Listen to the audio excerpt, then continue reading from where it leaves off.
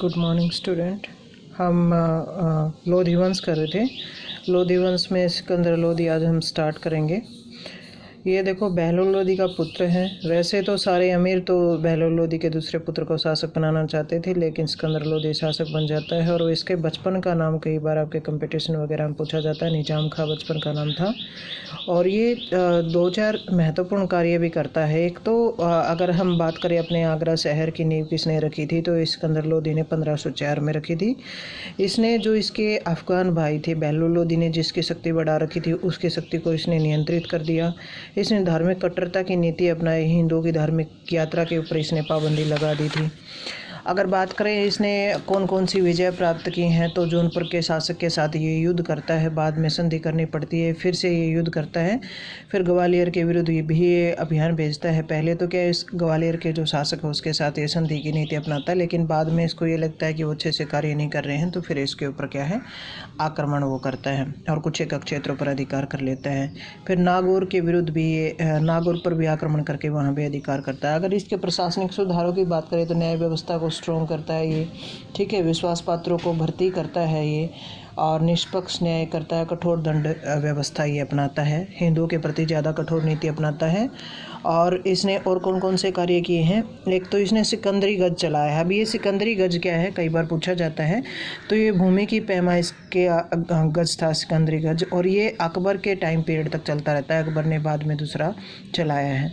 आगरा को इसने राजधानी बनाया है। एक और इम्पोर्टेंट है इसका, यहाँ पे कई बार कंपटीशन में पूछा जाता है कि नगरकोट का जो ज्वालामुखी मंदिर है उसकी मूर्तियों को तुड़वा करके इसने क्या किया, कसाईयों को दे दिया मांस तोलने के लिए। एक और काम इसने किया कि मुस्लिम महिलाओं को पीरों और संतों की जो मज़ारों पर वो जाती थी वहाँ जाने पर इसने पाबंदी लगा दी।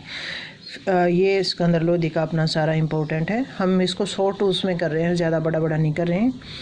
और फिर इब्राहिम लोधी शासक बनता है। 1517 से 1526 तक ये शासक रहता है। अगर बात करें इब्राहिम लोधी की, तो ये क्या है, सिकंदर लोधी के बाद शासक बनता है। ये इब्राहिम लोधी और जलाल खां दो हैं, दोनों को क्या है शासक बना दिया जाता है। दिल्ली का क्षेत्र इसको दे दिया जाता है, लेकिन ये कूटनीति चाल करके क्या करता है, जलाल खां जो इसका भाई है उसको हांसी के किले में बंद करके खुद सारी सत्ता संभाल लेता है। ये ग्वालियर को विजय करता है, जो सिकंदर लोधी भी अभियान चला रहा था। मेवाड़ से युद्ध करता है। अब मेवाड़ से का शासक कौन है, राणा सांगा है यहाँ पर। वो भी क्या है, दिल्ली के ऊपर अधिकार करने का प्रयास कर रहे हैं।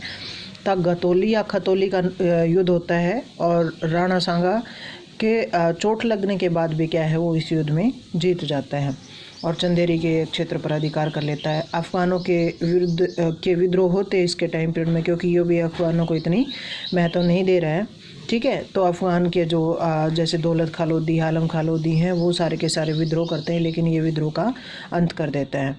अब देखो इसकी इस नीति के कारण क्या होता है, एक तो मेवाड़ का शासक है आलम खां लोधी, दौलत खां लोधी जो पंजाब वगैरह के सूबेदार हैं, वो क्या करते हैं, बाबर को आमंत्रित करते हैं भारत के ऊपर आक्रमण करने को, ताकि इब्राहिम लोधी की जो शक्ति है उसका पतन किया जा सके।